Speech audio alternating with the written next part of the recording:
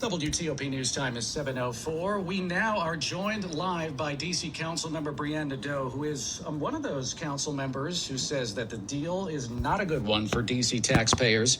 So, D.C. Councilmember Nadeau, thank you so much for coming on with us this evening. Sure, happy to be here. All right, so you at this point are a firm no vote, correct? That's right. All right, tell us why.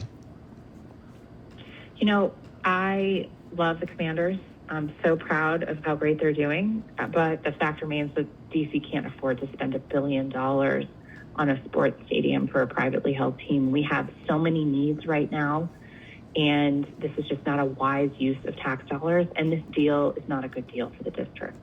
There are billionaires pushing for this. The NFL is putting some pressure on the city. We saw the NFL commissioner at the press conference earlier in the week.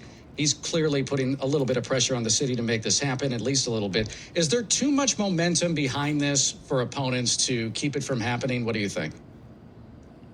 I don't think there's too much momentum at all. You know, the deal just became public this week. The council just had the chance to see it for the first time, and it has to go through the legislative process, just like the ballpark did for the Washington Nationals.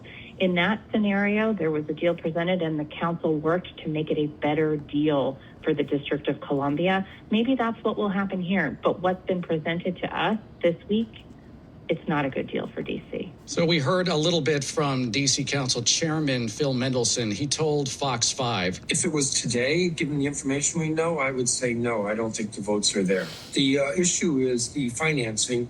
And I have to say I was shocked when I found out that the price tag that the mayor has been negotiating is over $1 billion. Were you also shocked when you saw that price tag? I was shocked when I saw that price tag because the District of Columbia is in a very precarious situation financially right now. As most people know, our local funds have been tied up by Congress.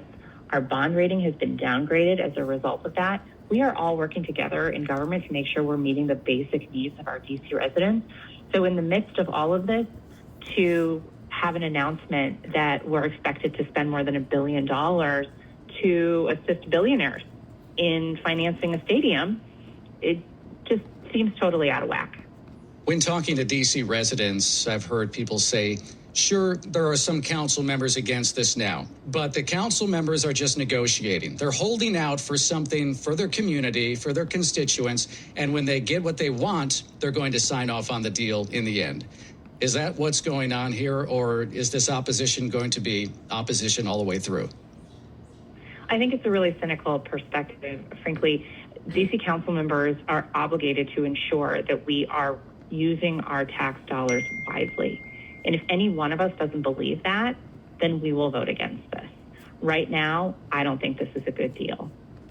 So let's just put a bottom line on this for people. If a D.C. resident is wondering, listening right now, wondering if this deal is going to fall through, like that deal that was announced by Virginia's governor to move the Wizards and Capitals to Virginia, seems like a very similar situation. If someone is wondering if this deal is going to fall through, what would you say to them? I think it's too soon to say, but the work has not been done to make this deal palatable for the majority of the D.C. Council. And I hope D.C. residents will join us in scrutinizing every bit of it to ensure that their tax dollars are spent wisely. Do you have a timeline on when you're going to start hearing from the public during actual testimony and everything like that, or is that still not on the schedule? Well, it's funny you should ask because we have been waiting for several weeks now for the mayor to send us the FY26 budget. We can't begin to consider any other legislation until she does that.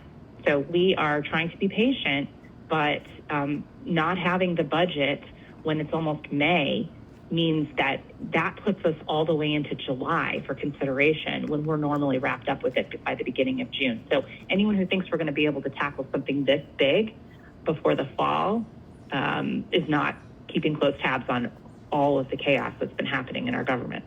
All right. Sounds like a lot of moving pieces with this. It's not a done deal. That's what it sounds like, right? That's right. All right. D.C. Councilmember Nadeau, thank you so much for coming on with us this evening.